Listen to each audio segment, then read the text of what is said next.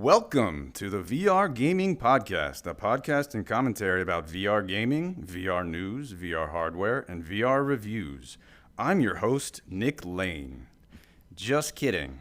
Actually, this is Justin, aka MameFan, and I'm here with Alex, aka Virtual Insider on YouTube.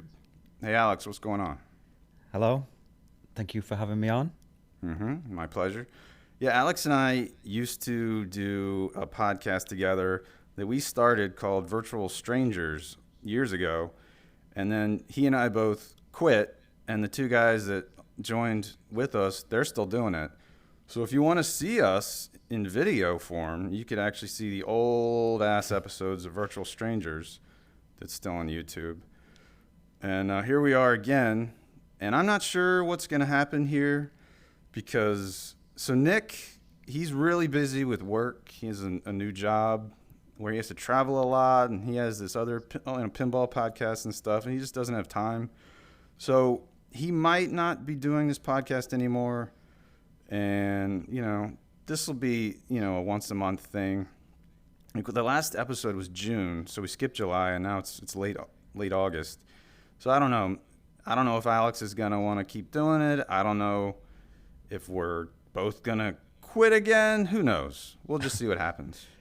So yeah, it's just a bit of fun. So yeah, and Alex's channel on YouTube, Virtual Insider, definitely go check that out. It's a really unique VR channel because what he often does is he like really analyzes a specific topic, like maybe physics in VR or maybe gun handling in VR, or like one of his last videos he talked about Hitman 3. And he went into great detail talking about all of its issues and what the developers need to do to fix it. And he kind of addressed the video to the developers. So it's stuff like that. Like, whereas my videos are pretty much always just straight gameplay, he puts a lot more time into it and narrates it. And it's like way more professionally done than my shit. Thank you very much. Yeah. So yeah, Virtual Insider on YouTube. So, Alex, do you want to say anything about like how you got into VR or anything like that? I'll just very quick. I used to be a console gamer, got bored with gaming, and spotted VR. Wanted to do something different. Ended up buying a PC just for VR, and kind of not looked back since. I just love VR, gaming specifically. I'm constantly reading about VR gaming. I'm playing VR gaming. I'm doing channel videos about VR gaming. I can't get enough. And CV1 was your first headset?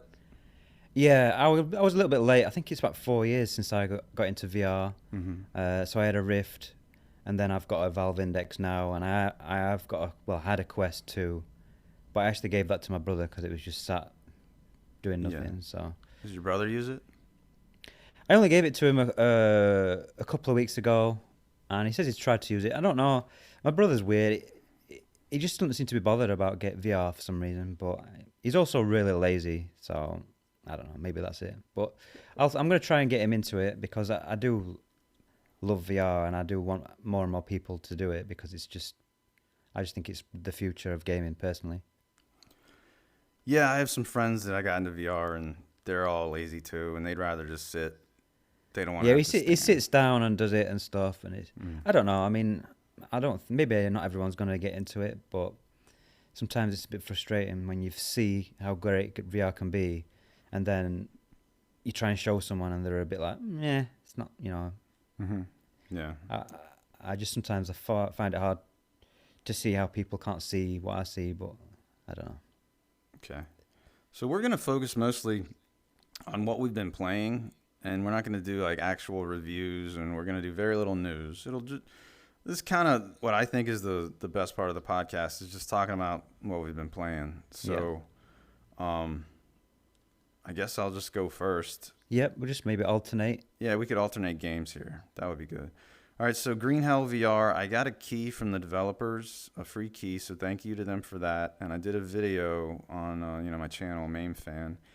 And a lot of times I do videos where I like to just like play the game for the first time and record it just so you can see my first reaction. And if you see that, I actually did play this one beforehand because of the demo, and the demo gave me a bad first impression because it had bad performance, and the controls were kind of bad, and I I think the performance was improved a little bit once I got the actual key for the actual game, and but I still had some control issues picking things up, and just UI issues. I had confusion about like what I was supposed to be doing. It wasn't very clear. Like another, this is a survival game where you're in a jungle and you're making fires and you're chopping things down.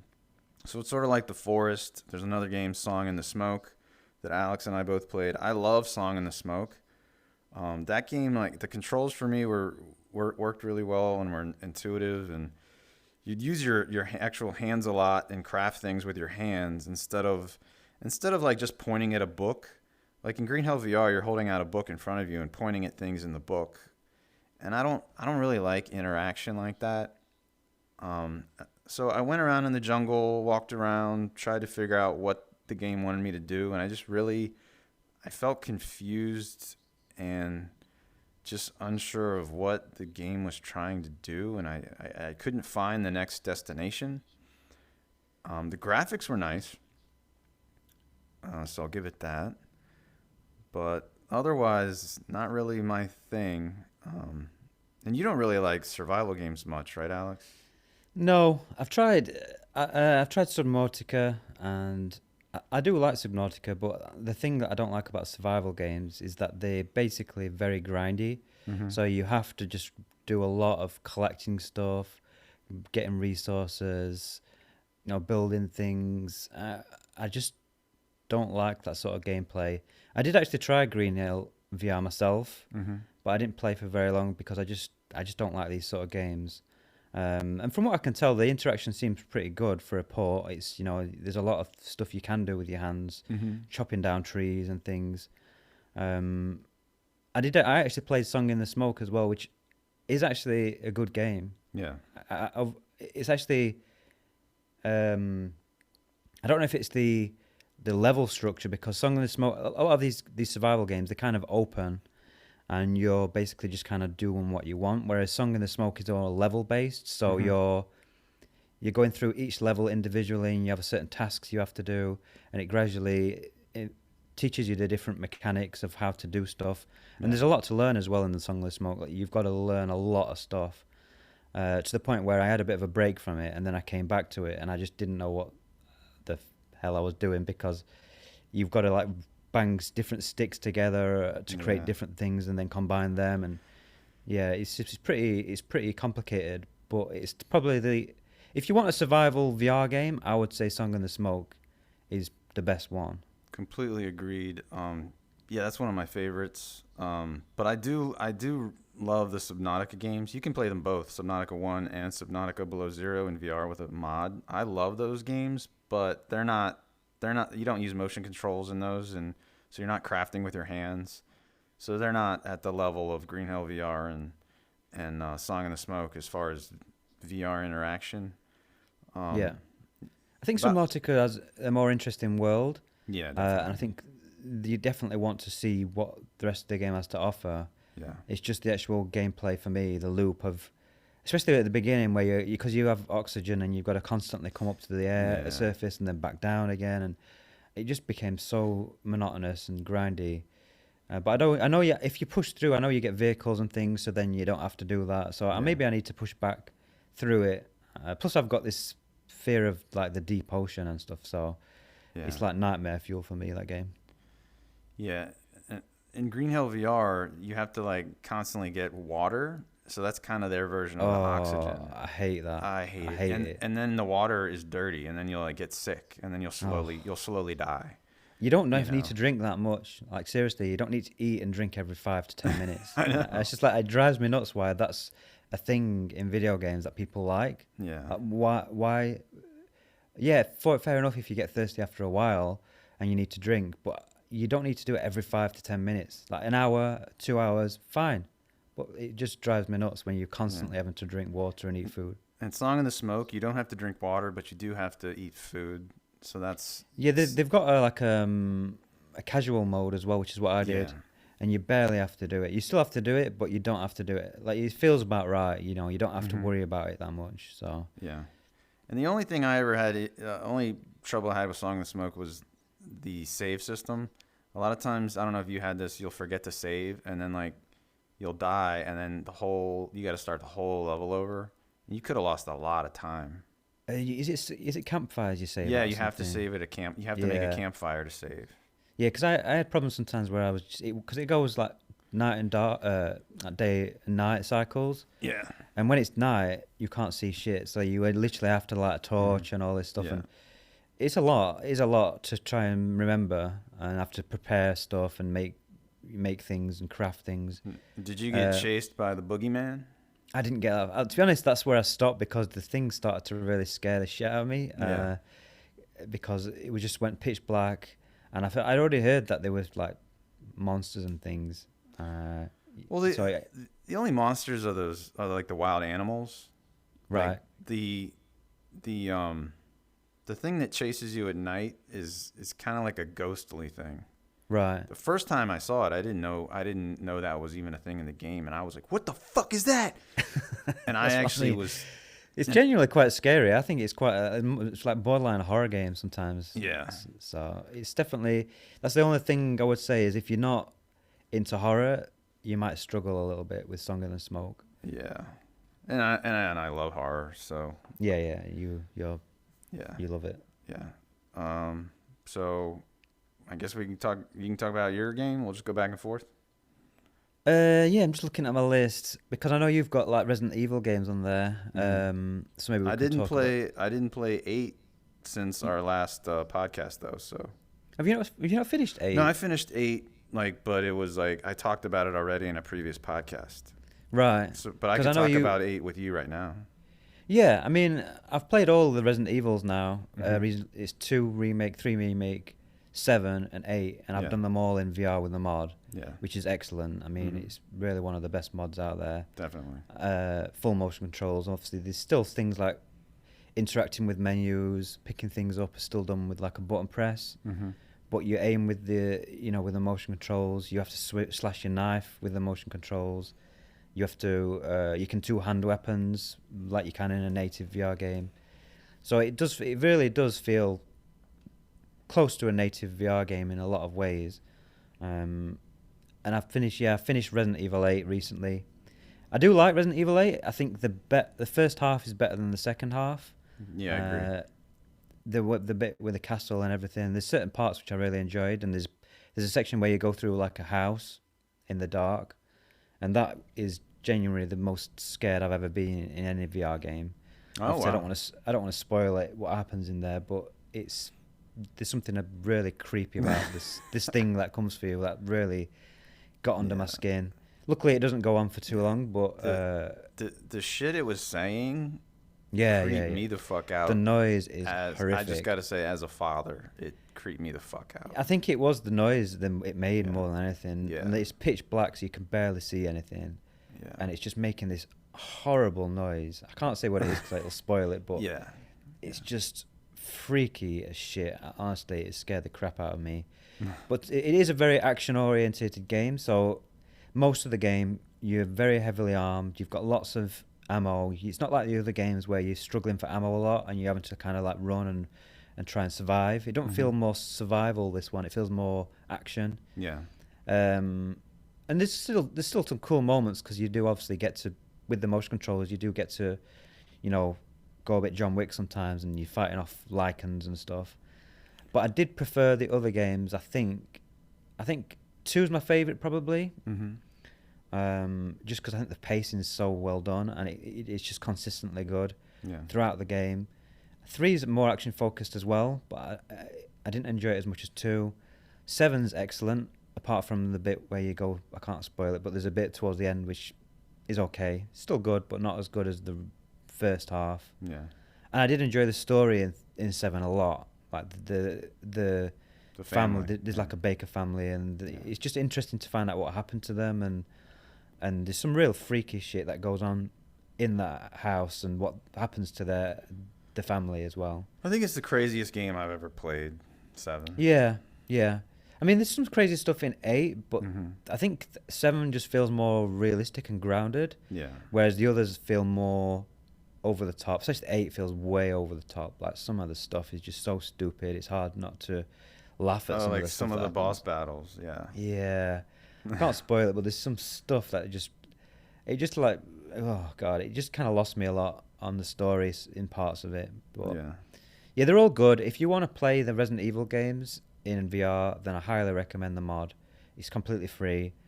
If you just search for Prey Dog VR mod, Resident Evil mod, and you'll find it. And there's like I said, there's 4 games. And it's a GitHub link. Yeah, it's Mhm. GitHub, and it's very easy to install as well.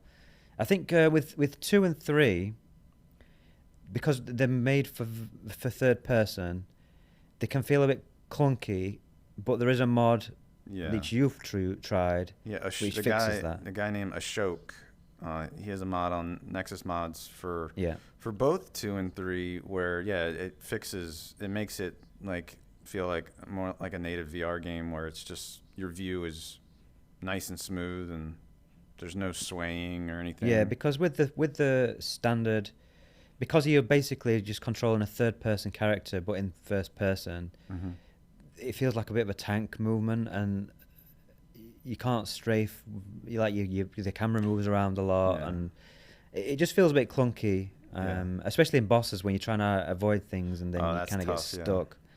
But I played through it with the default, and that's my only criticism I can find with it. So if that fixes it, then that will definitely make His it. mod only fixes like the bobbing up and down and the swaying. It doesn't Right. fix the control issue of like getting you out of the way of a boss that's coming at you fast is still pretty tough.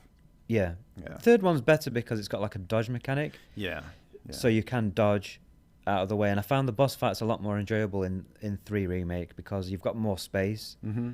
Yeah. Whereas 2, you're always in these cramped areas, and then Yeah. you're having to like try and avoid attacks, which are hard to avoid, to be honest with you, and it just gets a bit frustrating. Yeah.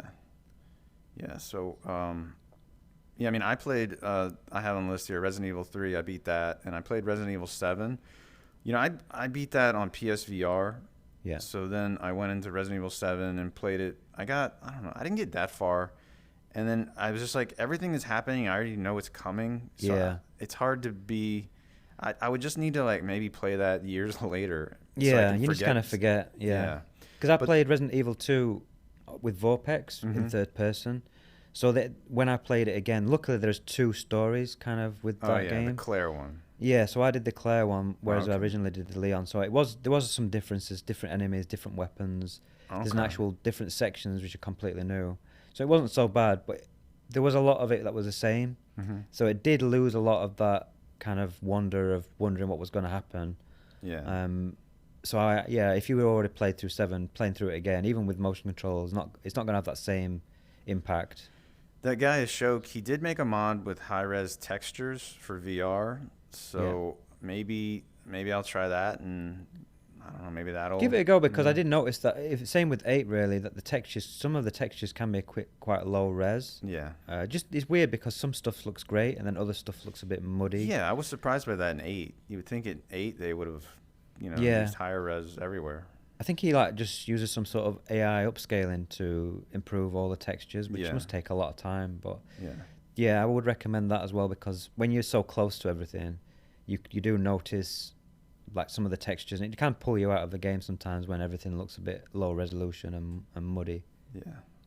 I guess I'll talk about Devil May Cry 5 because that's using the same mod. The same Yeah. Prey Dog mod. You can play Devil May Cry 5 and then Monster Hunter Rise, I think. Is that the right Yeah. name? I've never tried Monster Hunter because even when it's on sale, it's expensive. And it's like one of these, it's probably a turn-based RPG. It's not term. I think it's not? it's no. I think it's real. Maybe I'm wrong. I I think have it's no real idea. time, but I think it's like a. It's like a massive. It feels like a very grindy sort of stats-driven game where you're just constantly grinding and having to redo. And we're both not into that type. Yeah, it's just not. I've looked at it, and I'd probably try it in co-op, Yeah. but it's not something I'd personally go out of my way to play on my own. Well, Devil May Cry 5, it was on sale. It was like single digits. I can't remember exactly what I got it for. So I was like, well, let me just try this because it works with this Prey Dog mod, and I was really surprised how good it was. There were no issues. I mean, you're gonna use a gamepad to play, but like it looked great. It's not. I've never played a Devil May Cry game before, and that's not really my type of thing. Like these Bayonetta type of games, I've never really liked those. But if it's in VR, shit, I'll play it. But I haven't gotten very far in it. Have you? Yeah, I actually played quite a lot of it. Okay. Because I'm the same as you. I'm not really into these type of games, but I did actually enjoy it more than I thought. But the problem is that towards the end, the game gets to a certain point, and it just gets really repetitive because you are basically just doing the same thing, fighting the same enemies, and even the location is literally the same all the time towards the end. So I didn't finish it, and I kind of just got bored with it. But up to that point, I was really enjoying it, and there's lots of cutscenes as well, which are all in actual in-game rendered, so they're not like 2D.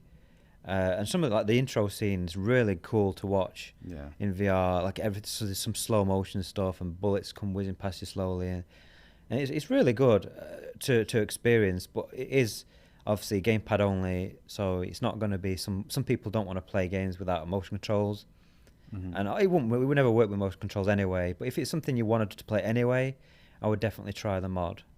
Yeah. Okay, so your next game? The other thing I've been playing, you mentioned earlier about that Hitman 3 video that I made. Yeah. So to make that video, I did record quite a lot of footage. So I played through about 3 of because the way that the game's structured is you have different locations, and then in the location you've got targets that you have to kill. So it's kind of like a sandbox area. You've got a big area to go in. You can go basically anywhere in any order and do whatever you want.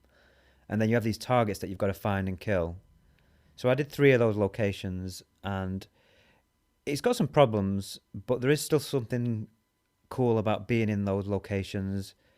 They are very lived in. Like a lot of VR games feel quite empty. There always seems to be an apocalypse where something's happened and then everyone's dead or something. Whereas with Hitman, it's completely full of life. There's lots of people walking around. There's things happening. There's people talking and having conversations. It feels like a living world. So even just being in that world is fun, just to be in that world and see the graphics and the visuals and everything. But the actual gameplay is very slow. It's not an action game. It's a stealth game mostly. So you're trying to find ways to get to your targets and take them out as an assassin without getting detected as much as you can. So you are going to be taking your time. You're going to be listening to conversations. You're going to be trying to open up opportunities, which is fine. But as soon as you start to try and do anything in the game, because the controls feel so bad, it just falls apart basically, and the VR support just ends up not feeling that great. And I did make a video going into full detail on it on my channel. So if you do want to know all the details, then you can check that out. Virtual Insider. But yeah, it's if they could fix some of the issues, I think it would be really good. The game's also quite blurry as standard, so you do need to increase your super sampling quite high. And I use something called Reshade to add sharpening and stuff to make it look good. And it does look good on my system now, but by default it looks pretty blurry and not very good. Didn't you have to put it to 500% super sampling? Yeah, I put it to 500% and it still ran surprisingly well. But with Reshade, because it doesn't impact performance, I've turned it down to 250%, but it does look good. I mean, again, check the video and there's details in that on how to use Reshade and stuff, so if you're interested. But personally, unless you're willing to accept some jank, you're probably not going to want to play it right now or pick it up on a really deep sell, because you can actually play all 3 of the trilogy in VR, and there's a lot of levels as well. I think there's 6 per game. So you've got 3 games, so you've got quite a lot of content there to go through. And some of the locations are absolutely stunning. Like you go to Paris and there's a fashion show going on. You go to Italy to this villa. You go to Japan in this really beautiful high-tech hotel. So there's some really interesting things to see in the game, and it does feel satisfying when you actually get an assassination and you kill them without getting detected. It's just the VR support's not that great, unfortunately. When there are NPCs everywhere, like you said, there's lots of people. Can you interact with all of them physically? Yeah, you can walk up and Oh, slap them. You can yeah. like hit them, and they'll react to you. Like there's a lot to love because they have put a lot of effort into some things. Like there's a lot of physics based stuff, so you can pick things up and throw them. You can walk up to doors and open them with your hands. You can literally just tap someone on the shoulder and they'll react to you. You can punch them in the face, and then all the people around will like react to what's happened, and then you'll get detected, and then you'll get into a gunfight. The problem is that when you get into a gunfight, because the controls feel so bad, it just really doesn't feel good to play. But if you just want to go into there and explore the worlds and see the game and try and do it stealthily, it's not too bad. So what if it's on sale for like $20, which I don't know if it will be? Yeah, I mean, obviously you have to buy Hitman 3 for the VR support, Mm-hmm. and then if you own the other games as well, you can link them together. I think if you own them all on Steam, it just automatically does it, and then you can access all the other games through Hitman 3. Because I've got all the games, and yeah, I've not even finished Hitman 1 yet. I've still got all of 2 and all of 3 to play, so I've got loads to play. I'm just hoping that the developers do something with it, because it came out in January and they've not really done much with the PC VR support. Whether they'll watch my video and do something with it, I don't know. If they don't, then I'm probably just have to play it as it is, just because I do want to see what the rest of the game's got to offer. Isn't there stuff like you have to hold the trigger to like prime your knife or something? to use it? Yeah, there's some really weird things, like if you hit someone if you've got like a wrench in your hand and you hit someone with it, it does they do react to it, but they won't get knocked out. The only way to get them to knock out is if you hold the trigger, which like primes the weapon, and then they get knocked out. So there's some weird things like that. There's a tutorial that teaches all this stuff, and once you get used to how it all works, it's okay. But it doesn't feel great. But if it was between not playing it in VR at all and playing it as it is, then I would definitely choose to play it as it is, because it's still much more enjoyable for me to play it in VR than it is out of VR, because I wasn't really interested in it that much out of VR. So it's definitely, I'm happy that it's there, but I just wish that the developers had put a bit more into it, or maybe got some playtesters or something, because it's definitely got some issues. Okay, so I played Left 4 Dead 2, the VR mod again. It's the first time I tried it. It was really low res, like too low res to even bother with. But then the developer did an update to it, and it's on GitHub for free. So I mean, probably most people already have Left 4 Dead 2.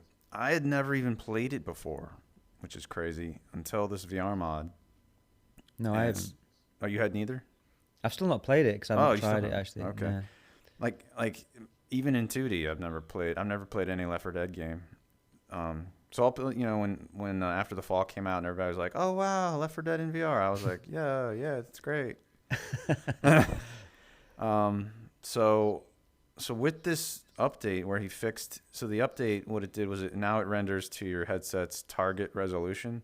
I guess the previous one probably just rendered it like the game's default, which is not high enough for VR. Now it looks great. And like I was playing it and I was like, holy shit, this is better than After the Fall. I really do think that. Like I liked it a lot more, and it was because it was way more intense. Yeah. Like it was insanity. And I was just by myself. You can play it multiplayer. I haven't tried it yet. We should try it. Yeah, I think you have to do like some sort of private thing. You can't join on like a public game, but you can do private games and invite people. I do want to try it in co-op because it's one of those games I think would be more enjoyable with other people. Yeah. And I am interested in trying the mod. I bought the game actually on sale for like £1.50, ridiculously cheap. Nice. So I'm just waiting for like some people on the Discord we're on to get together and play it. Oh yeah. Sorry, Alex has his own Discord, Virtual Insider Discord. If you go to his videos, he probably has a link. It's actually private now. It's private. Oh. Yeah. Well, never mind. Because we had some kids issues. So. Yeah. All right. One thing I wanted to ask actually about Left 4 Dead 2 is, what's the VR support like? What's the mod feel like? Because I know there's something about the when you move the guns, your entire arm moves or something. Yeah, you is that can right? see your entire arm. I read that there's a mod that you can. It's probably on Nexus mods where it'll remove the arms, so then you can just Yeah, see the guns. yeah, I've read that because there's so many mods as well. I was looking at. Yeah. It's like crazy. There's some really cool custom packs that people have put together for VR Mm-hmm. where they like combine a load of mods and it basically turns it into different types of games. Like you've got one for Aliens, you've got one for The Last of Us, you've got one for Halo. So I think it'd be cool once you've finished Wow. the main game, you've got a lot of replayability to try some of the other stuff as well. Oh yeah, and But like if you have a melee weapon, you have to press trigger to use it. You can't just swing. I think they've updated that now. Oh, I'm not really? Maybe yeah, I haven't looked lately. I So know they it's might getting have. updated, and I'm not sure what state it's at now, but it's definitely they've definitely improved it a lot since when it first started, Yeah. when Okay. when it was first uploaded. So your next game? Oh yeah, I'm just looking now. It says Oh, you're looking melee. at the GitHub. Oh, there's a melee fix? Hide arms when equipping melee weapons, and then it says melee traces per swing. There's something about melee. I can't 100% say whether it's. Oh yeah, added basic motion controls for melee, so Oh, you can actually now swing wow. and do melee in the game. Damn. That's the thing with mods. It's hard to keep up sometimes because they're constantly getting updated. Yeah. Yeah, I try to subscribe to all the ones that I care about, but like I must have missed that one. Yeah, 'cause Because I it's get like- email updates. Yeah. Oh right, because I think there's mods as well where you can get like HD texture packs and Mhm. stuff, so you can really make the game look a lot better as well. So it's definitely And- something that I want to look into. And it looked to me it looked really good, even with just the The default. standard, yeah, Yeah, I was surprised after that resolution update. yeah. Yeah. I'll talk about the next one then, which is something we both played actually, which is the Kayak VR Mirage game, which released. Was it last month? When did that come out? I think July. so.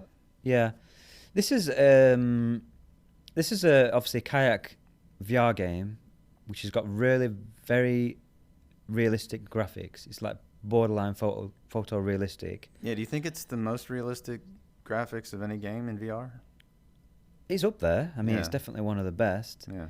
It uses DLSS as well, so the performance is surprisingly good. If you use DLSS and it's got a few other things in the options, you can crank it up and it still runs pretty well. I think FSR also. Yeah, that's what I mean. It's got FSR. Like the developer said, he's put a lot of effort into making it run as well as he can. Yeah.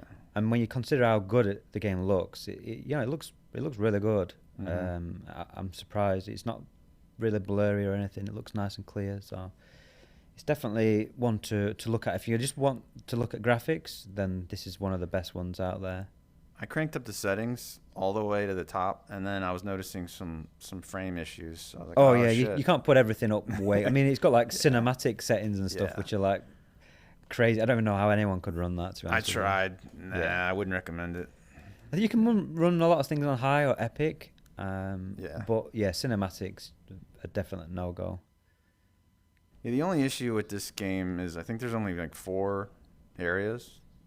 Yeah, the content's a bit short. And then the thing I'll say about this game is if you want to, it's a really good demo for putting people in VR and to show them VR.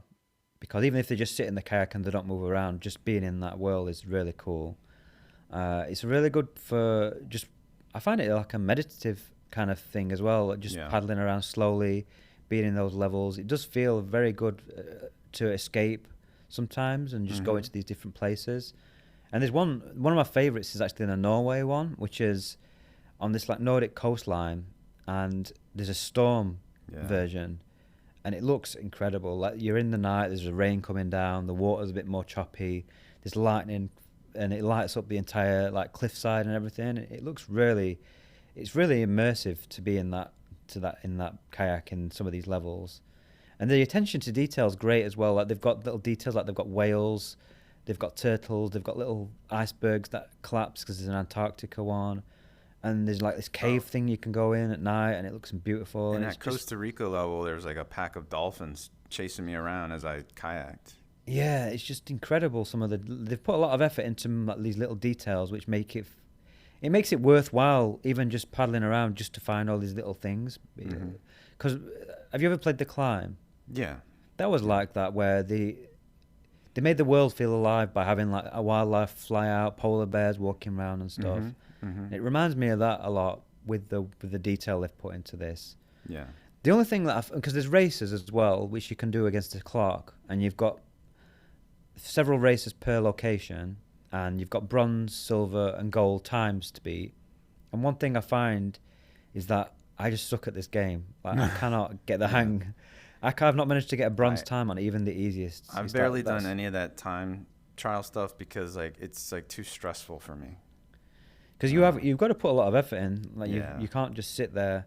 And one of the things I find is because when you paddle, obviously if you paddle on your left, then you kind of you turn. Yeah, you turn to the right. Yeah, you turn the opposite direction. Yeah.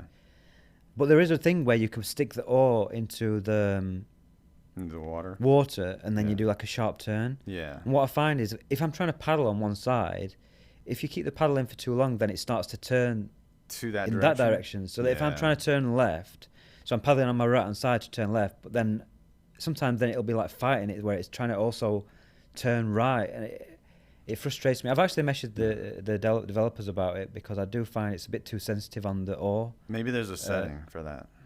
He said not. I mean, not really. Yeah, so I would prefer if it was a little bit less sensitive to the oar movements, where it like because you can turn really quickly with one way or the other, but you've got to be moving forward for it to work. And then sometimes if you want to do a gradual turn, you can lean in the kayak as well. Yeah.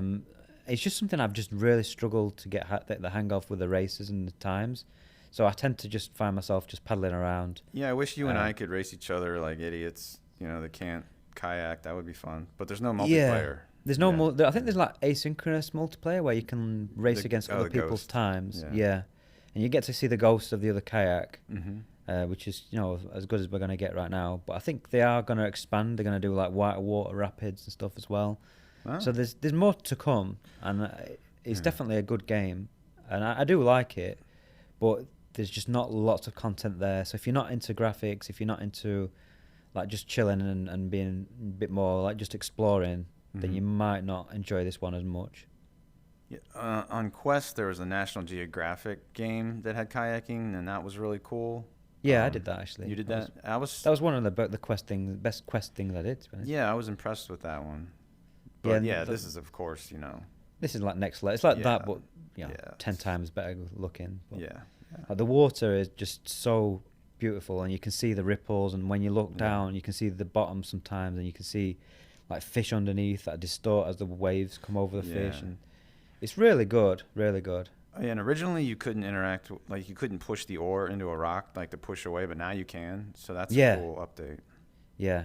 It's really if it's your sort, you'll know if it's your sort of thing or not, and if it is, then I recommend getting it because it's just really one of the best looking games I've seen in VR. Yeah. All right, so I got a free key for Winds and Leaves. You know, sometimes there are these games. You know, I think this was PSVR first, and then it came out on Steam, and there were very few reviews, and I was thinking this developer probably wants some people to cover this game, so I asked them, and they're like, yeah, here's a key. So I played it and did a video on my channel, and so I just went right into it and started recording. I didn't know anything about it, and the locomotion is very unique because you're standing on stilts the whole time, and like it took a while. In the video, I'm probably like, "What the fuck is going on here?" I didn't know what I was doing, but I got the hang of it, and it's very colorful, vibrant. You know, it's pleasing to look at.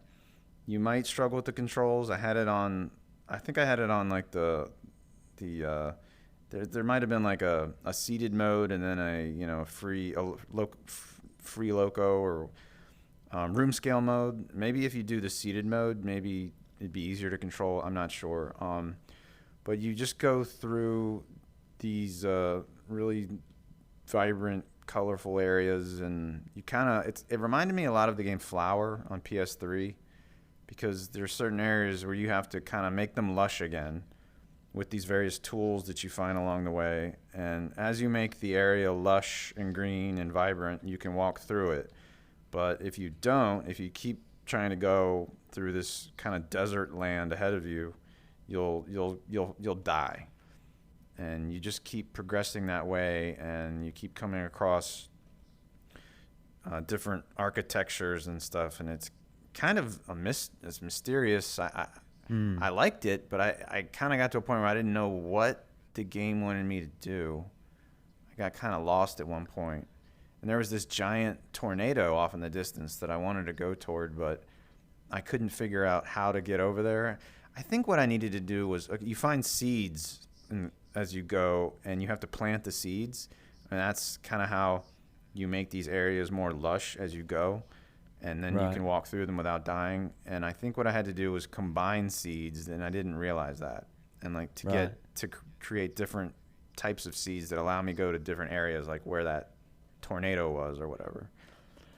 But I thought it was cool. It's just I'm just looking at the Steam page. What's it called? Winds and Leaves. Yeah, Winds and Leaves. Yeah, I remember seeing this when it was announced. Mm-hmm.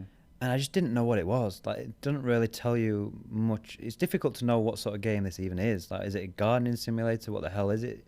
So you say you're moving through to different areas. Yeah, you're walking through levels. It's free loco. You can go walk around. Right. You know, as long so as you're not walking in you've got to grow the forest to move forward. Yeah, you have to keep growing it to keep going forward, and you have.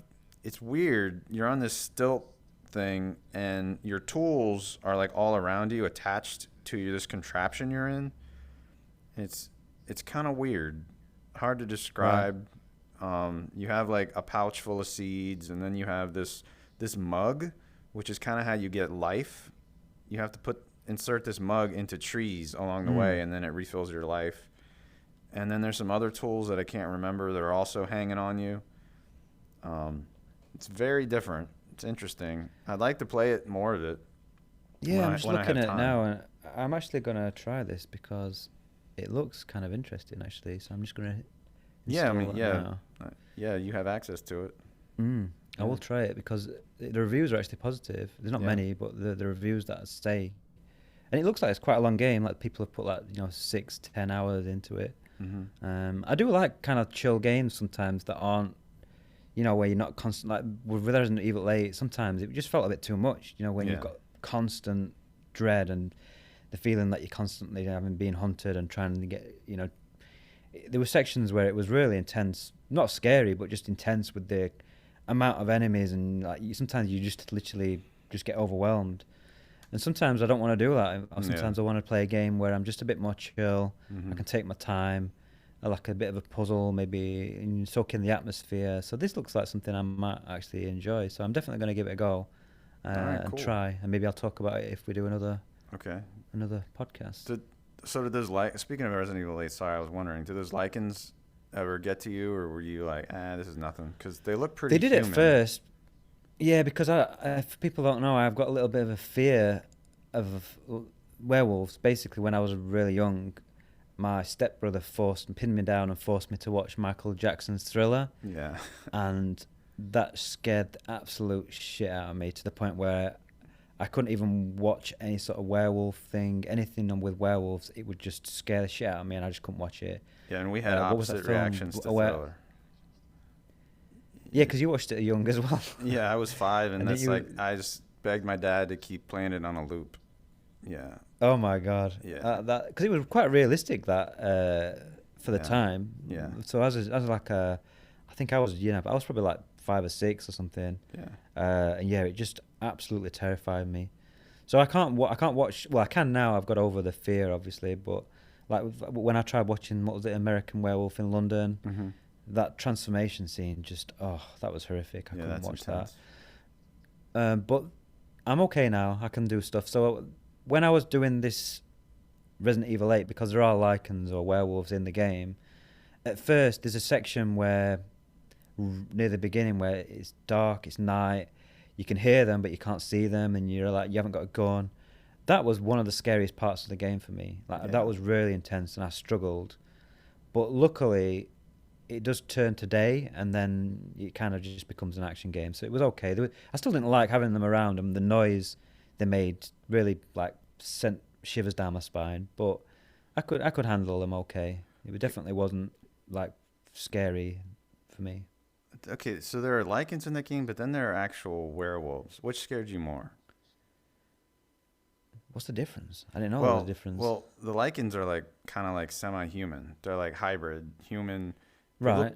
look, but then in that game there were ones occasionally you'd come across. Oh, those big ones. The big ones, yeah, where it's just like a straight werewolf. I assumed that was like a lichen that transformed more. Right. Did Yeah. those The only things? problem with them. Yeah, they didn't scare me. But No, like the the lichen problem scared with me, I think more.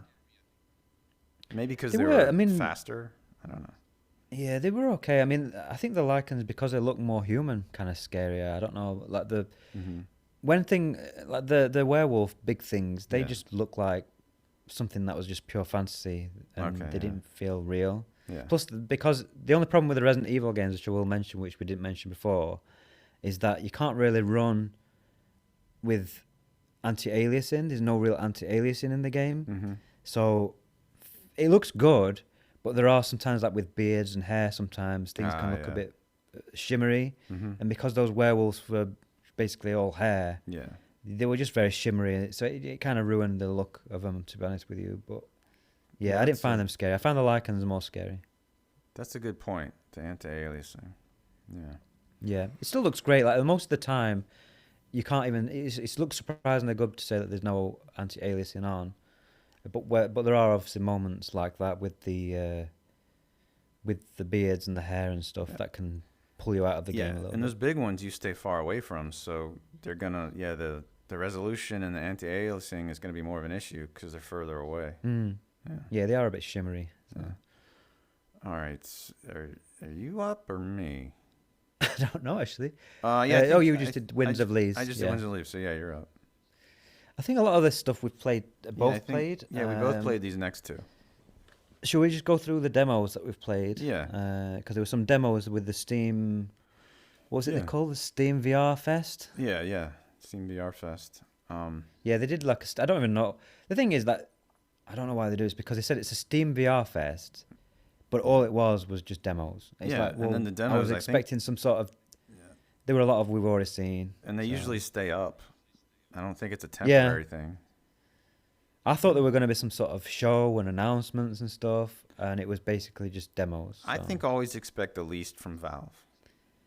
That's how I. Yeah, I actually need to make a video about Valve because I'm a little bit frustrated with them with VR, but I'll probably talk about that in a separate video. But yeah, they're not really doing that much, Yeah. and Definitely. they have got the money to do it a lot more. So it is a bit frustrating that they're just kind of doing. They do a lot for VR, but then they don't do a lot. If that makes any sense. But anyway, Yeah. So which demos did you try? Undead Citadel, Samurai Slaughterhouse, and Tomb Explorer. Yeah, Yeah. I tried all those. Yeah. And They were the three that looked the most interesting. probably to me, Tomb Explorer was the best of those. But Tomb Explorer was. yeah. It was Sorry. like a Tomb Raider, isn't it? Really? Yeah, it was like a you're Tomb Raider. you're basically trying to break into a tomb, and I didn't finish the demo. Did you finish the demo? I don't think so. I don't remember. I remember No, getting kind of I played it. frustrated, not knowing what it wanted me to do. I can't remember if I finished it. No, I didn't finish it. I just played enough just to see it because I figured if I'm going to play it, I may as well wait for the full game. Yeah. But it looked surprisingly good. Like Yeah, the you're in contr- this massive yeah. open area and it looked nice. The controls were a Um, little weird sometimes. Yeah, Um, there's like climbing in there. There's a zip line that you have to go down. Yeah. There's a part where it wanted It's me to definitely- duck. Did you have a trouble ducking at one part? Or underneath something. Yeah, underneath there it was like a, kind of like a Oh yeah. big overhang you had to duck under, and I can't remember why. It took me a long time to get the controls to get me through that part. I don't know. It's been a I while. don't remember having any problems with it. Okay. Yeah. Yeah, I mean, it's one to keep an eye on. There's not really much to say on it other than it looks nice and it's Mhm. got potential, but we need to kind of maybe wait and see what happens with it because I don't know. It just feel a bit clunky sometimes. So. Hmm. Then Undead Citadel, it was I thought it was going to be they were going to let us go through levels and fight stuff, but it was just Yeah, I was hoping we would get to see like the first level or something, yeah, but it's just a it wave was just thing. a wave horde thing. I do. This is one of my most anticipated VR games though because it looks good. Like Yeah. visually, it was very impressive, Mm-hmm. and we haven't got like a really good melee focused adventure game with a story and a campaign other than maybe Asgard's Wrath. So I am hungry. I thought of one. What about Go on. Saints and Sinners? Do you think that's Oh yeah, melee that's focused? yeah. I mean, it's more survival. I would Okay, say, okay. like a zombie survival. Yeah. I'm thinking more of like an action sort of melee, kind of like Blade and Sorcery and Hellsplit Arena, like that, yeah. but Okay. with actual story progression and levels. Yeah. And this seems to be giving us that because it's actually got a story with levels. But the demo was just a horde mode where Yeah. you just have to fight waves of enemies. So I didn't play it for very long because that's just not something I want to play. But I did get a good feel for the combat feels good. It felt pretty solid. It's kind of physics based, but Yeah. it's not. It didn't feel janky like Blade and Sorcery. Mm-hmm. It felt reasonably polished. I thought, you have these enemies come, you can chop the limbs off and stuff. Yeah. You can get little potions that give you power ups and things. It seems interesting. It's definitely one that I'm even more interested in now I've played it, even though the demo was a bit basic, really. I did find that I could just hold my sword out in front of me and just walk into those skeletons and kill them. Oh shit! Yeah. I didn't try that. Yeah. Okay, well that sucks a bit. But they might. But the thing is, at first I was like, well, this sucks. I can just walk right into them and they die. But then Yeah. they started getting harder and harder, and then they started coming out with armor, and then Right. that tactic didn't work anymore. So I was like, Right. oh, all right. Well, that's okay then. Because there were a lot of skeleton ones as well, which Yeah. I'm never a fan of skeleton enemies for some reason. They never. Too generic. I don't know. I just don't feel like you're making contact with them. Whereas Oh. with the flesh, you can see like you're hitting them and you can chop Yeah. arms off and stuff. Where with the skeletons, they don't really react. I don't Yeah. know. There's just something about them. You want to see blood. I just want to feel like I'm fighting against some sort of organic entity rather than just some bones walking around. Yeah. Yeah. And then the other one we both didn't like was Samurai it's- Slaughterhouse. I didn't get very far. I just think it looks terrible. I think Yeah. the art style is terrible. Yeah. The game's clearly been made for the Quest and then not had any work done to it for PC. Like you walk in and you can see the draw distance of the textures. Like the textures are really low resolution, about a meter in front of you. So as you're walking around, the drawing in the textures, which is a Quest thing, I've noticed on other Quest games. Mm-hmm. And they've got like this art style where it's kind of cell shaded, maybe like a painting. What is It's it? like- Is it like high contrast? Is that what it is? Yeah, it's all black and white really, with the odd bit of like red and stuff. Oh, but yeah. the enemies, it's like it's like if you go in Photoshop and you get a picture and then you can like pencil it, turn it into like a pencil sketch type of thing, filter. Yeah. But there's this, I don't know how far you got, but there's this guy that you can walk up to, and I couldn't even see what he was because it just Oh, when you're in the first room? yeah, it just looked really bad. Like Yeah. this whole art style just doesn't work for me at all. For me, the biggest issue was the controls and the gameplay. I didn't even get to that. I was in there fighting the guys, and it was just all I could just do, just waggle, waggle the sword around and kill them all. I didn't even get that far because it just looked so bad. I was like, why would I even want to play this? It just looks shit. It was teleport. Like there were. Yeah. I think maybe it was Free Loco walking around, and there was no jump button, so I had to get up high to get some items, and it was just like you could only teleport up high. You couldn't jump. Maybe because they didn't want people to get sick or something, and that annoyed me, and it just felt very indie. I mean, it's a Quest game, Yeah. basically, and most of the Quest games, I'm sorry, Quest fans who like to play native Quest games, but they just look a bit shit, and I am a bit of a graphics whore. I like stuff that looks nice. So. Yeah, we're both people that got rid of our Quest 2. Yeah, I bought it for Resident Evil 4, and I played most of it, never finished it. As soon as I found out that there was a remake coming out, I was like, well, why would I play this when there's going to be a remake? So Yeah. I just stopped, and I've not touched it in months. I think There's just nothing coming out for Quest. That's the thing. Yeah. There's nothing unique or different or interesting that comes to the Quest that I can't play already on the PC, I find the Index is so much better. It's better comfort, the built-in audio, the sweet spot on the lenses, the better field of view. It's just, I know obviously it's ridiculously more expensive. The IPD adjustment. Yeah, everything's better, which you would expect for something that costs 3 times as much. But people like to, I know Quest 2 people always like to say, but our resolution is higher. But what I tell them it's not. It doesn't feel that way. No. And part of it is that our panels and our indexes move with the lenses. And the Quest 2, you have just one single panel, so you move your lenses, and you're gonna miss out on some of those pixels. It's not even just that. I think the render resolution in Quest native games is really low. Yeah. And then if you lose link cable, then you've got obviously compression because it's not a direct connection. It's compressing and uncompressing it. If you use AirLink or the virtual desktop, you are going to lose visual quality. So yeah, it might technically be better resolution, but I mean, I don't have any problems with the resolution of the Index. It just looks great to me. I don't really see the pixels. I don't see screen door effect. Yeah, it could be better. I'm sure if I tried like a reverb or something, it would look better. But I'm not really. Oh yeah, you tried one, yeah. Nope. No. Okay, in the center of I had a Reverb G2. Yeah, in the center, it was very clear. You couldn't see the screen door effect, but outside of that center, it was blurry. Whereas I'm wearing my Index right now. That's how I record, and like if I look to the edges of the lenses, it's way more clear.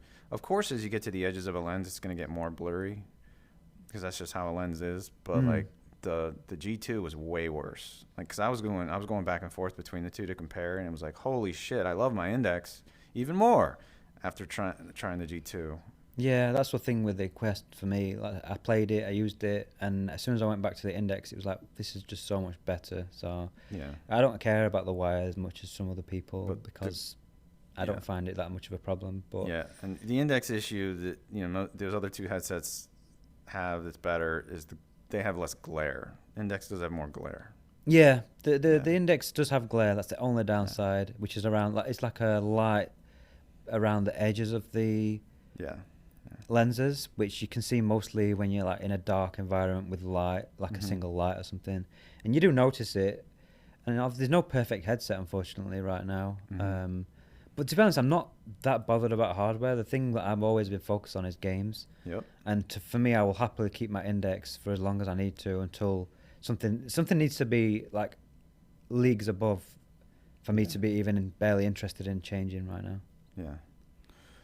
Well, since we're talking about Index, would you think about getting that Wi-Fi 6E Index adapter that they're talking about? It's not available yet, but no, it's gonna be like £450 or something. Yeah, and it's a Kickstarter, so who knows if that's even gonna come out. I ain't doing that. No, yeah, I'm not. And by the time it comes out, there might be something else that has got wireless, So I don't know. It's just this. The Index has been out for 3 years. Yeah. Who knows what Valve are working on, if they are working. We've got all these leaks about this. What's it called? The Deckard or something? The Deckard, yeah. Yeah, so that might come out. That might have. I think that's going to be standalone as well. And the Quest Pro will come out in October. But that might be really expensive. Yeah, I'm not spending any more on hardware personally. The next thing I'll probably buy is the PSVR 2, which will be next year. Which I don't know if you've got that in the news, but we'll talk about that another time. Yeah, they confirmed that that's going to be early 2023. Yeah, they just put a tweet out that said early 2023, which we already kind of knew. And that's. I think they're going to be doing apparently they're going to be doing another showcase next month. So we should have more reveals, more games to talk about with the PSVR 2 as well, which is the main reason I'm going to buy one. So.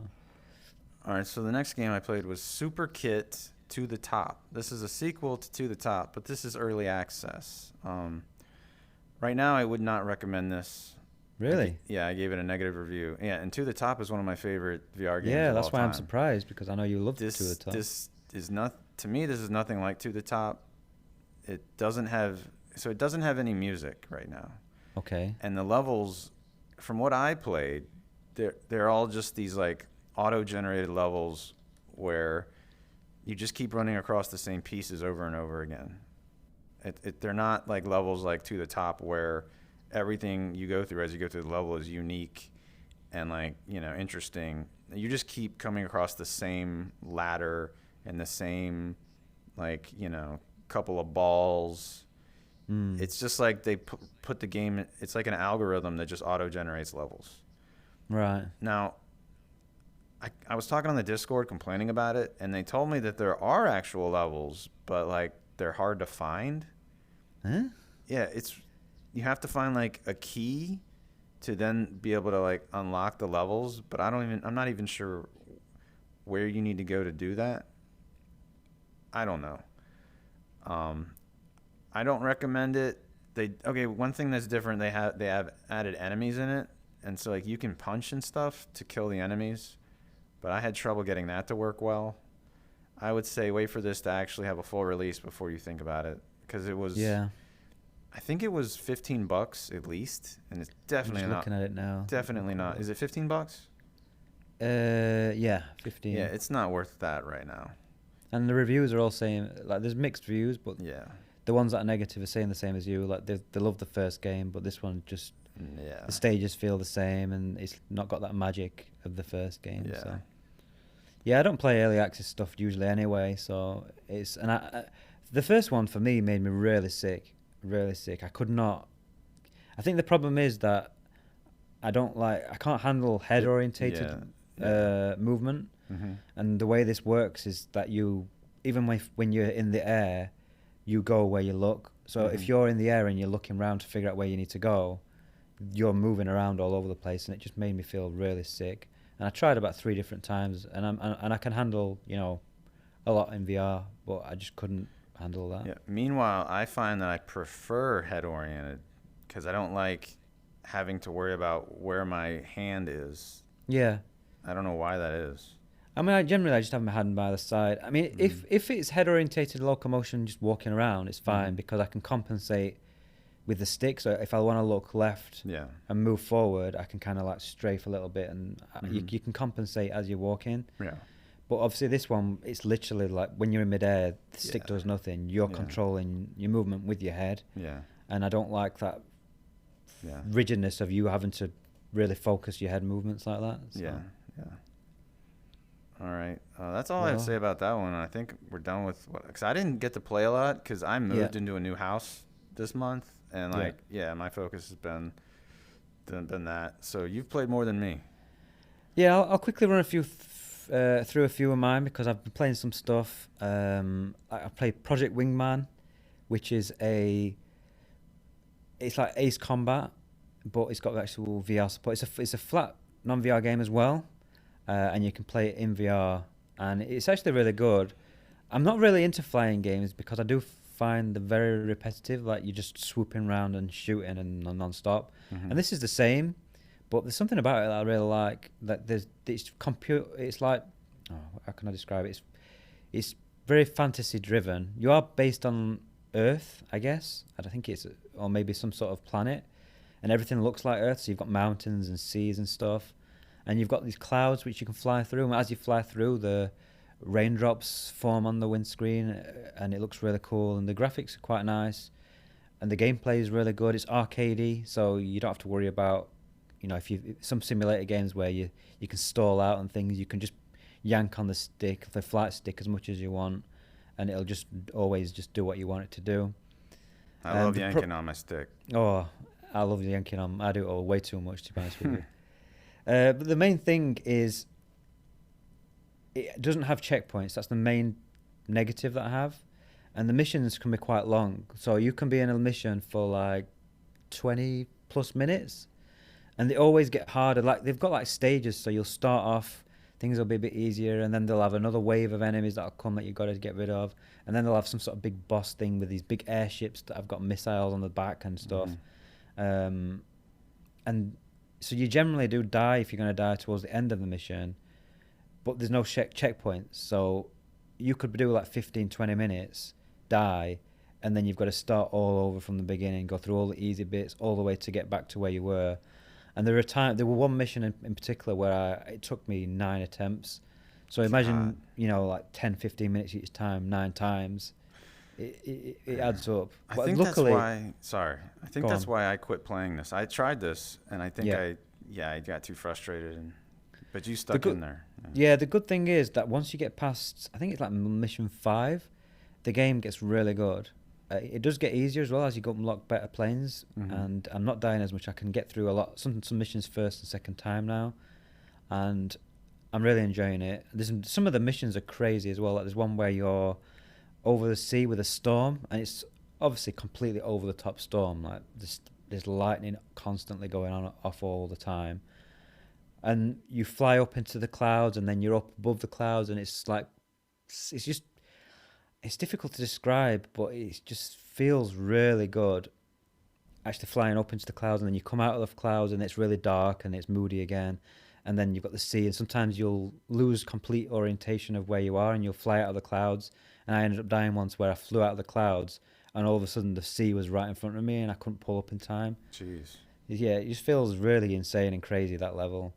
And then there's other stuff as well. Like there's one where you're in the mountains at night, and you've got to it's a lot. You're taking out a lot of ground units, which are like SAMs, which are firing missiles at you. So you have to kind of hug the mountains and use the mountains as cover, and then like pop up out the top of the mountains, take out a few of these SAM anti-aircraft turrets and stuff. What are you, Tom Cruise or something? It feels really like you're in a movie in a way, because it feels really cool the way you have to like, sweep in round. And it sounds like the plot of Top Gun Maverick.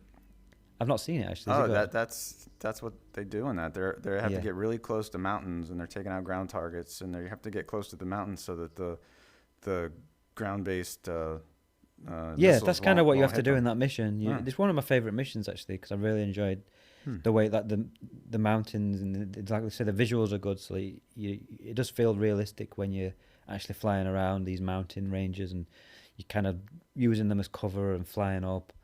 And there's like these big airships that have got missile launchers on the back, and they're pure fantasy. It's not real life. And there's ships in the water that have got what do they call them? Rail guns. So they're firing lasers out into the sky, and it just looks insane sometimes when you're in these scenarios, and you've got smoke trails coming all over the sky from the missiles that are being fired and stuff. And it's really good. If you like Ace Combat and you want to play that in VR, this is the closest thing we've got. You using gamepad? I've got a throttle and flight stick Ooh. thing. I bought a cheap one for like £50, and it works fine. What model? Thrustmaster something cheap Okay. shit. I don't know. If you just look for Thrustmaster, there's one that's cheap. Is it connected? Are they connected to each other by a wire? Yeah, they've got like a wire, and you can have them together, and then you can pick it up and separate them. Okay, I know which one you mean then. Yeah, I have my throttle between my legs, obviously. Not my throttle, my stick. Your stick. My massive of course. stick between my legs, Yeah. and then my throttle on my left hand side. Okay. It feels really cool. Yeah, I mean, I'm playing some racing games as well. I've been playing Project Cars 3, which a lot of people don't like, but I really like racing with I've got a wheel and pedals and everything. But most of the racing games don't have any kind of career. They're very simulator focused, very serious. You have to put like long races in and stuff. Whereas Project Cars 3 is these quick races. It's a bit more arcadey, but you still feel like you're driving a car. It's not like drifting and stuff. It's the VR support's a bit broken in some places. Like the shadows don't look right sometimes, and there's stuff that's flickering in the background. The game crashes sometimes for me. The VR support's a bit bad when you compare it to Project Cars 1 and 2, but the game itself I do enjoy. The more arcade focused, and the way you're unlocking cars, and you're progressing through different classes of cars and stuff. So of the three, you'd rather play 3? For me, yeah, Yeah, because it's just more fun. I find it more fun to play. And then you've got Dirt Rally 2, which I've been playing, which is obviously a game I've come back to all the time. And that's the most intense racing game you can ever play. It's just absolute madness. You're driving through these narrow, twisting rally stages where you've got, you make one little mistake and you'll hit a clip, like a ditch, and you'll roll your car and stuff. It's really intense.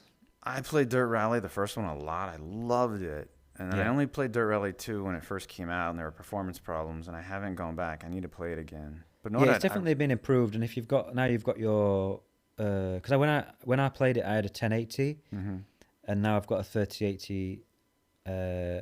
it's a lot better. You can turn the graphics up a little bit, and performance is a lot better. So it's worth revisiting it. Did you watch that Yaw 2 VR by Rendered Reality? I've not watched it. To be Okay. honest, I really don't like that Your thing with the way that it moves around all over the place. Oh, okay.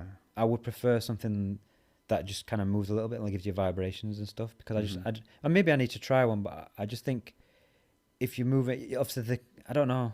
I just think the whole movement thing where it's like throwing you around all over the place is not going to feel realistic because it tilts you in one side to the other and stuff. And maybe I need to try one. Yeah, I've never tried one, so I don't know.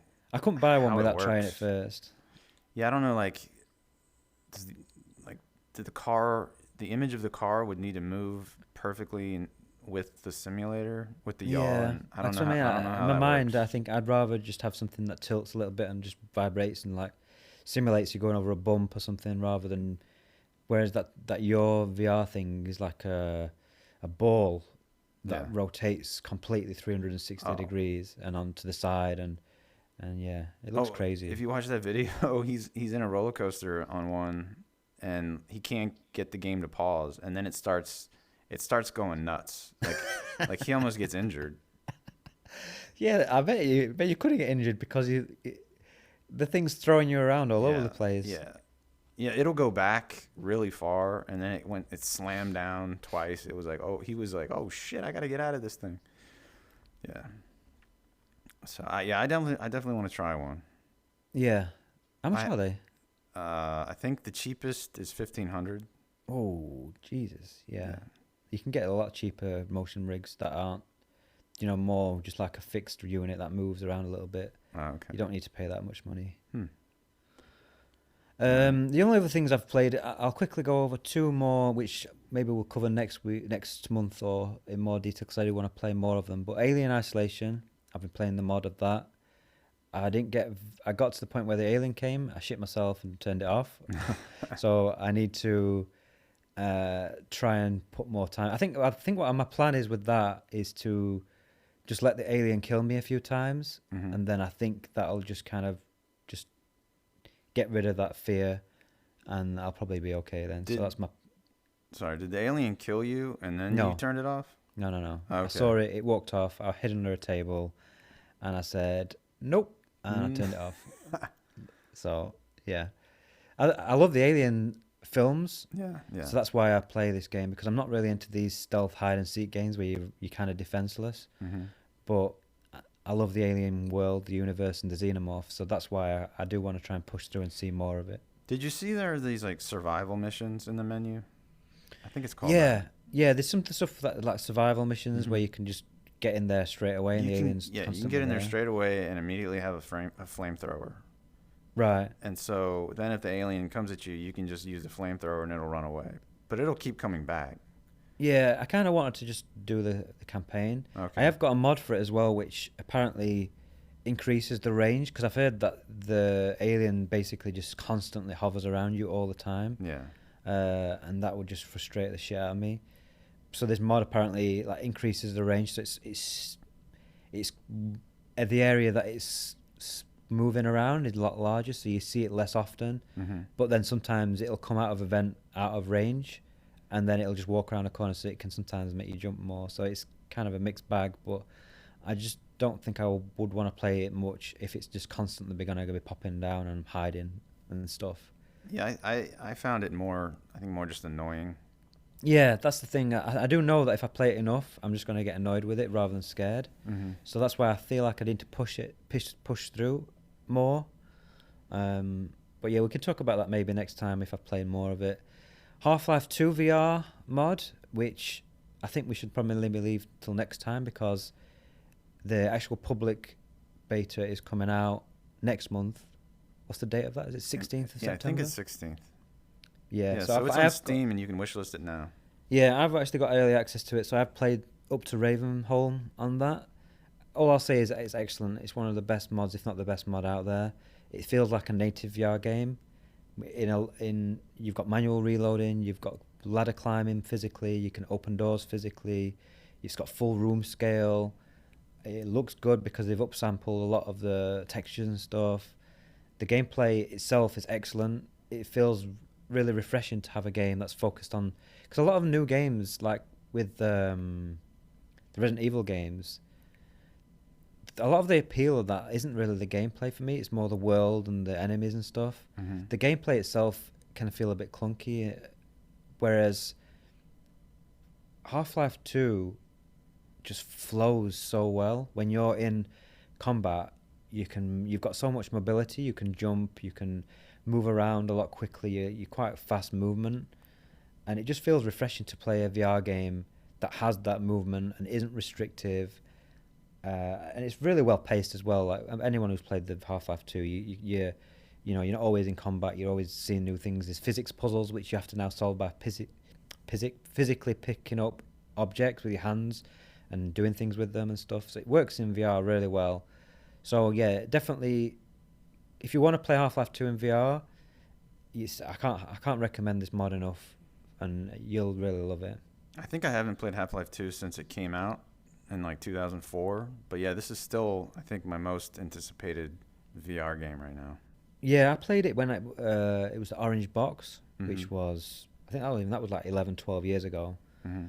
So maybe even longer than that. So I forgot a lot of the game, which is always good. So I can't remember a lot of stuff. And this times, because I think Resident Evil 4 came out roughly around the same time, but somehow Half-Life 2 looks, I mean, it still looks dated, but it still looks really good in a lot of places. There's times where I will literally just stop and stare at some stuff in the background. Whereas Resident Evil 4 VR, the graphics are dated, even though they've upsampled a lot of stuff. Mm-hmm. And I never found myself kind of admiring the visuals. It just always looked a bit Really, old and really dated. brown, I bet. Brown, beige, Yeah. just everything is just kind of basic. There's no real detail in the environments. It's not anything special. It looked great at the time, but obviously it's aged badly, whereas I feel like Half-Life 2 still holds up surprisingly well compared to a lot of older games at that time. Do you move as fast in this as you do in the regular Yeah. Half-Life 2? Yeah. So that's way faster than Alex. Yeah, you can move as fast as they've not changed any of the gameplay. They didn't want to change the gameplay balance, so Mhm. they've not affected the movement speed or anything. The jump high, everything is as it was. Awesome. There's vehicle sections as well, which I've heard a lot of people say that makes them sick, like the airboat and stuff. Bring it. So I mean, I've played through the airboat section. I didn't get sick, but there are comfort options as well, like vignettes. There's an option to lock the horizon, so that when your head moves, you don't move with the boat. The boat moves around you, sort of thing, which I've never been a massive fan of. And there's a third-person mode as well, so you can play through the vehicle sections in third person if you're really struggling to get through those areas. So it's had a lot of effort and work done into it. Like it has every option you can imagine from a native VR game: snap turn, smooth turn, everything. It's really good. Awesome. And the last thing, which I've actually played all the way through, is Red Matter 2. That came out last week, I think. I think so. And yeah, I played through it in 3 days. Absolutely loved it. Maybe we'll wait and do like an actual review of that when you've played it. But Okay. all I'll say is that if you played the first one and you enjoyed the first one, definitely buy the second. It's better in every way. It's twice as long. It's more varied in locations. The movement's a lot better. You actually get a jetpack which you use, and you have to use it to navigate through the objects, like you can fly up and fly forwards and backwards. You're not just moving just on like a teleport path. The puzzles are very similar. The graphics are amazing. They look some of the best I've seen in VR, up there with Half-Life Alyx in some ways. So yeah, I mean, I would definitely, Justin, recommend you playing that and maybe save a full review or something for that in the future. Yeah, I need to get my VR area set up.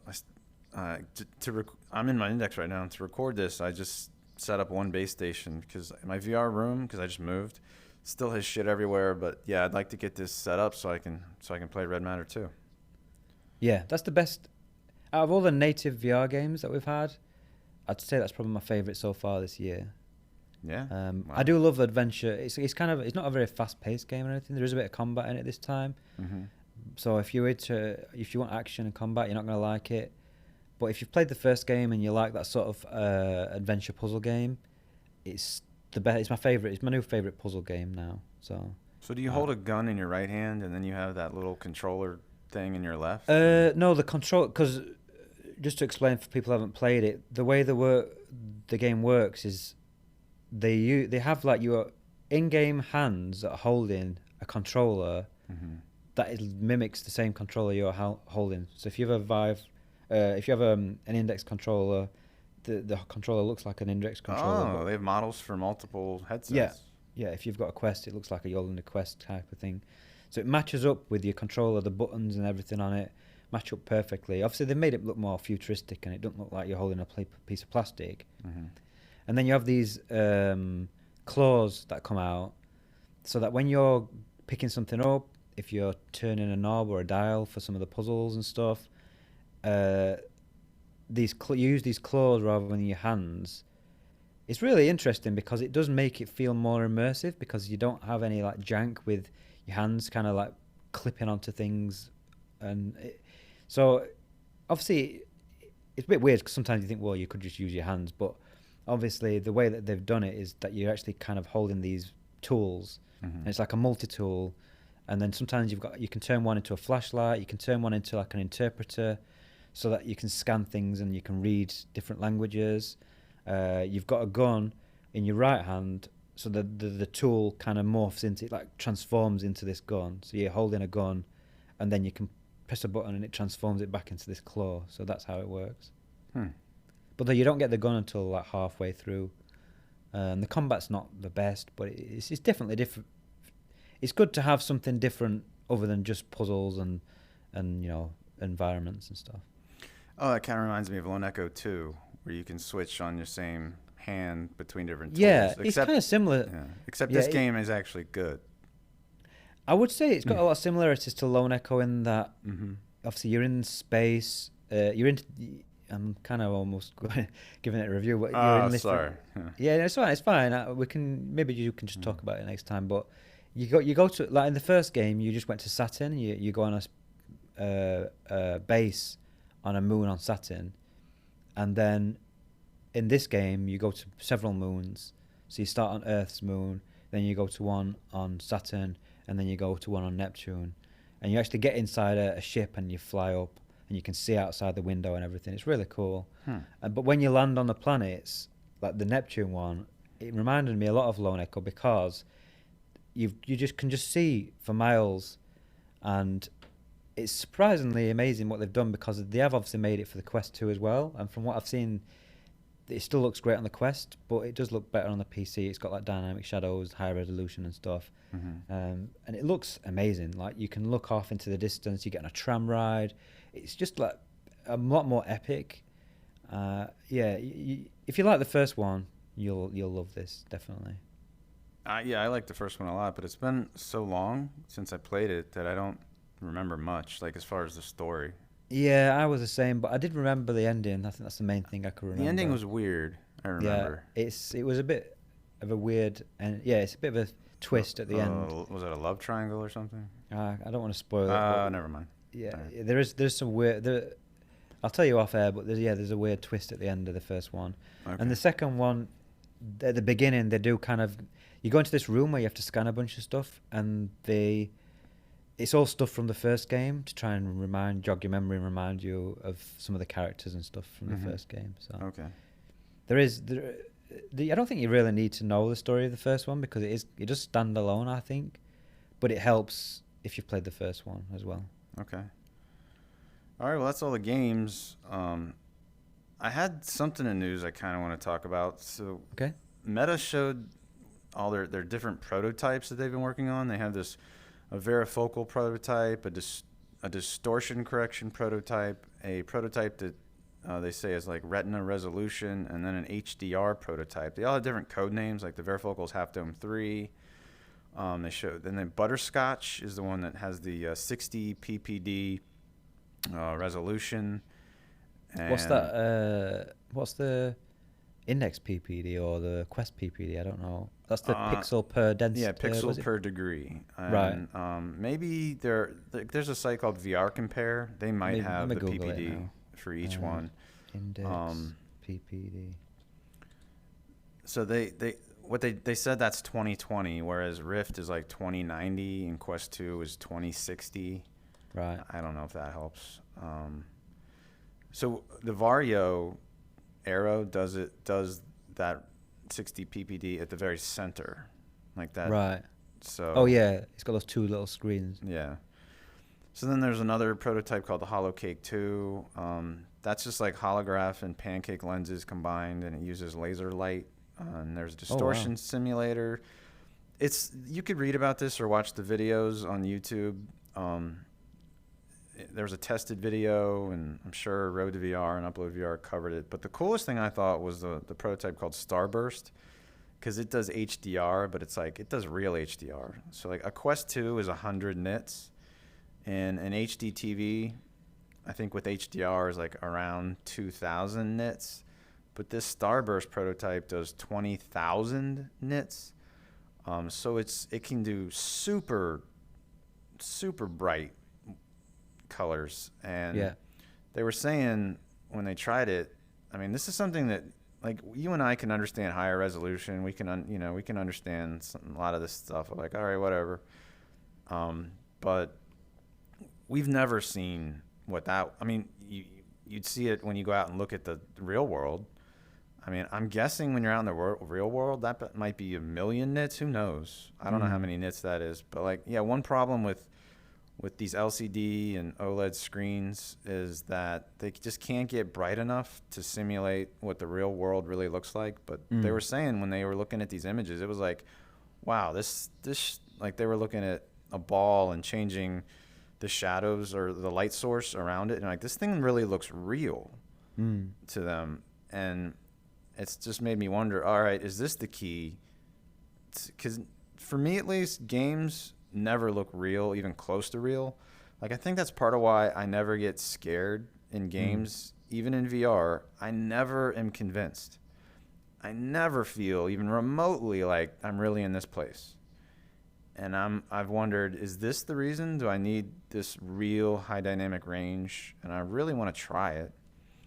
But the Starburst prototype is like really big and bulky.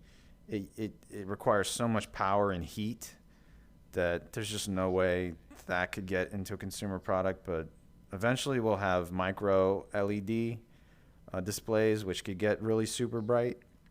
I don't know what level of nits that would get to, but yeah, eventually we'll have. I mean, it won't be too long before we have those. It's going to filter down eventually. I mean, it always does. Yeah. I've just pulled up a chart as well on the PPD. Yeah. So the index is 11.5. Oh, okay. The Reverb G2 is 19, and then the Varjo Aero is 35. So 35. So yeah, so this one, what did you say, 90? Yeah, this one says 60 ppd. 60 ppd. So it's like nearly double the Varjo. So that's probably going to be as good as you can get, really. Yeah. And the HDR stuff, we are going to be getting that obviously in the PSVR 2. But that is probably going to be like TV level HDR, so it's not going to be like super HDR, but it's definitely going to be better than what we've got now. Yeah. So that'll be definitely interesting, because I know that the HDR makes the whites really white and the blacks, really black. So yeah, I'm looking forward to seeing that, because that's another step forward in technology. Because the LCDs do obviously have problems with the brightness, because of the backlit. You can never have true blacks. And I find the Quest 2 screen is really unsaturated. Like the colors are really dull. Yeah, that's how I felt when I went to CV1 from Vive. Yeah, the Vive was the same. When I changed to the Index from the Rift. Yeah, I could see the colors popped, even though the Rift is actually OLED. The colors pop so much more with the Index. And then when I went back to the Rift just to try it, I couldn't believe how dull everything looked. Yeah. And weren't you trying to use different like color profiles or something? Yeah, but you can't change what the actual screens are, I guess. Yeah, that's true. I mean, you can. I use reshade sometimes to improve the colors in the Index, because especially if you're playing like a port or a VR mod, because the games are built for normal screens, you tend to find that they look a lot more washed out inside the headset. Mm-hmm. So you can use a bit of color correction, saturation and stuff to make them pop a little bit more. Mm-hmm. But you can't do so much with it because they're still LCD screens at the end of the day. Yeah. So I'm interested to see what a HDR screen will look like and how much difference that's going to make. Whether it's going to ruin me and I'm never going to go back to my index, I don't know. But if they could make it work on the PC and it was good enough, I probably would just ditch my index. But yeah, we'll see. But I'll be surprised if that happens. No, unless someone hacks it. But then you've got to have all the the algorithms for the inside out tracking and stuff. And I don't see that happening. Yeah. All right. That's about all I have to talk about. Do you have anything else? Yeah. I mean, that's it really. Obviously, Oculus have announced next month. I think that they're doing the Quest Pro or Cambria thing. I thought no. What is it October? What month is? Yeah. What month is it? Shit! Yeah, it's almost September. Yeah, man, I'm getting lost in my dates. So there was a Mark Zuckerberg was on the Joe Rogan podcast just recently, and that's when where he confirmed, in October. Yeah. It was funny because Rogan kept calling it the Oculus. Your new Oculus, that's amazing, I know, man. That's absolutely insane. Yeah. I said that in my last video that they changed the name from Oculus to Meta. Yeah. But no one calls it Meta. People call it Oculus still. They don't even call it Quest. Like people won't even say Quest. They'll say, "What have you got?" "Oh, I've got an Oculus." Yeah. And then they've killed the brand, and it's just so fucking dumb just to call it Meta. So. And I think Mark didn't correct him because they're still not saying what the name of it is yet. Right. So he just let it be, like the name of the actual product. Right. Yeah. Yeah, so. They've not announced it yet, but I'm not really interested if I'm honest. But it's going to be expensive. It's going to be a Facebook or Meta product, and I'm just not interested in a PC VR headset until we get something that's blows everything out of the water. I want HDR. I want really high pixel density, high field of view. I want everything, and I'm not going to spend the money on something that's an incremental upgrade. Yeah, I read it's gonna have the same CPU, but like maybe they're gonna have better cooling, so it'll maybe have 30% better performance because they did better cooling in it. Because I've heard that they have to throttle back the Quest. Yeah, not just for that as well. Apparently the battery, because if you have it at full power, it drains the battery in like 30 minutes or something. Yeah, so heat dissipation and power is a big problem. So it doesn't matter how good they get these chipsets if they haven't got the power to run them, they're never going to be able to run them at their full potential anyway, which is why they're never going to have standalone VR. Is just, I don't know. I just don't like it. Mm-hmm. Yeah, I don't like having to worry about the battery constantly. That's part of why I'm not that interested in the wireless index. I don't know. Because I had a wireless Vive, and I messing with the batteries and worrying about where am I going to put this battery. It's kind of a pain in the ass. Yeah, well, we play sometimes with someone who has a wireless, because they had the wireless adapter for the Vive, and he's got a Cosmos which you can use with the wireless adapter. Yeah. And the amount of times he has problems with audio not working or going garbled, or the batteries run out, so he's having to take it off and maybe switch to another headset and stuff. And when you had to switch batteries with that one, you couldn't stay in the game. Yeah, you had to exit. Yeah. So there's no always problems with wireless. There's no perfect solution for this stuff. Yeah. But I think that's it really. I don't think there's anything else to talk about. I don't think so. Any other games coming out anytime soon? To be honest, I don't even know. There's a Vertigo 2 closed beta test that I tried to sign up for, but I didn't hear anything back. Right. Vertigo Remastered is amazing, so I'm really looking forward to the sequel. We got some new gameplay for Saints and Sinners Chapter 2. I don't know if you watched that. Yeah. That basically looks like it looks like the same game to me. It looks like DLC to me. Yeah. And they said in the trailer, new location. Like, shouldn't the entire game be a new location? I don't know if it's a Yeah, it's New Orleans again. Isn't that what the original one was? I'm worried that this is going to be the same game with the same locations, just a couple of new locations and weapons, and it's basically DLC. Yeah. We'll see, but for me, when they said new location, it's like, well, if a sequel to me should not be reusing same locations from the previous I read the game. new location. I think is the French Quarter. Is that like Yeah, is that it like looks the beautiful. is It that looked the really party nice. is that the party place down there? I don't even remember. Yeah, I think that's where they have like a lot of Yeah. carnivals and stuff, Yeah. and music festivals and things. Yeah, and it's got lots of like graffiti and artwork and stuff. It looks really nice. Mhm. Don't get me wrong, because it does. The first game definitely needed more variety of locations because it all looked very similar.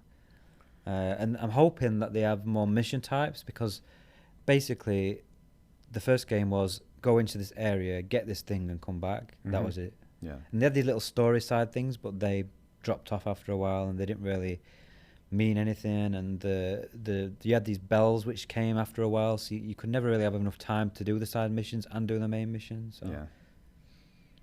we'll see. But I'm looking forward to it. I'll definitely play it, but it hasn't blown me away. The only other thing I saw that would interest you, Aliens by Servios. It's going to be Unreal Engine 5, and they say, quote, intense single-player action horror game. Which will probably mean I'm going to struggle, but if I've got a gun, I might be better. Yeah, and if it's I can fight action, back. I think you're fine. But hopefully it doesn't suck like that Walking Dead game. Yeah, it's actually going to be a non-VR game as well. So this, it's going to be a VR game with VR support. Mm-hmm. And Servios are good. The actual mechanics of, holding things and shooting things feels good in their games. It was just the games were very shallow and they just didn't have a lot of substance.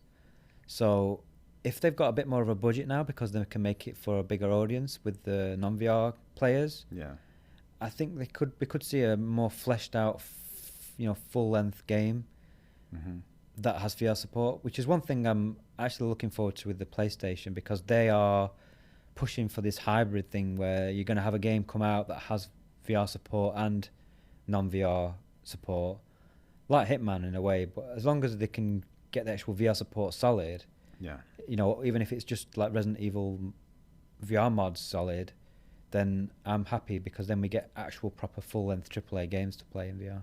Definitely.